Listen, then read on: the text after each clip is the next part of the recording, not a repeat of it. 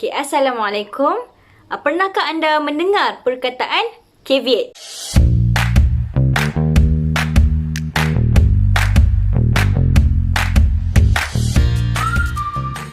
Jadi sebenarnya apa itu caveat?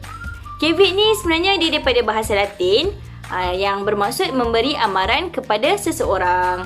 Caveat ni juga adalah satu notis ataupun amaran, macam saya cakap tadi, amaran kepada umum untuk memaklumkan tuntutan si pengcaveat ataupun untuk menyatakan kepentingan beliau ataupun ada hak yang perlu dilindungi. Jadi apa yang kita boleh caveat sebenarnya? Kita boleh caveat sama ada keseluruhan hartanah ataupun share yang tidak dipecahkan, ataupun kalau kita rasa kita ada kepentingan terhadap tanah tu, kita pun boleh caveat. Dan saya suka untuk berkongsi 4 jenis caveat yang kita ada, iaitu caveat pendaftar, caveat persendirian, caveat pemegang lien dan juga caveat pemegang amanah. Caveat pendaftar ni sebenarnya akan dimasukkan untuk mengelakkan penipuan. Contohnya ada fraud, ada salah nyata, ada salah penggunaan borang contohnya.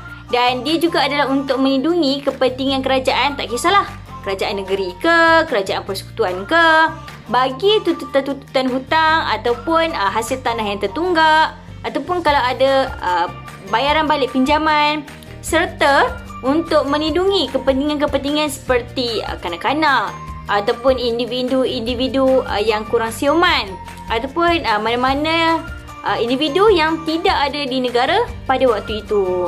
Kedua, iaitu caveat yang paling meluas, yang paling banyak digunakan dalam bidang harta tanah ataupun konvensi praktis di Malaysia, iaitu caveat persendirian. Caveat persendirian ni sebenarnya boleh dimasukkan oleh mana-mana individu yang rasa ada kepentingan ataupun hak ke atas suatu hartanah tu, dan dia boleh membuatlah caveat ni melalui permohonan rasmi dalam borang 19B. Dan permohonan ni disertailah ataupun perlu dilampirkan dengan akuan berkanun. Caveat persendirian ni dia akan halang sebarang urus niaga dan akan berkuat kuasa sehinggalah si pengcaveat tu sendiri ditarik balik caveat tu, ataupun pendaftar membatalkan caveat tu, ataupun ada keputusan mahkamah. Dan yang special ataupun yang lainnya tentang caveat persendirian ni, dia ada dia punya tempoh, iaitu 6 tahun. Jadi kalau selepas tamat 6 tahun, maka tempoh caveat persendirian tu kira lapse lah, telah tamat. Seterusnya caveat pemegang lien, iaitu untuk melindungi kepentingan pemegang lien, iaitu mereka yang memberi pinjaman dan juga memegang gerat ataupun dokumen hak bilik sebagai jaminan peminjam. Contohnya macam bank lah kan, senang cerita.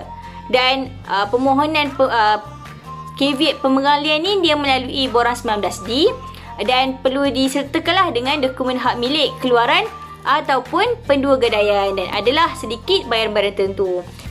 Dan caveat pemegang lien ni dia akan berkuat kuasa sampailah ataupun sehinggalah hutang si penanggung caveat tu dah dibayar balik.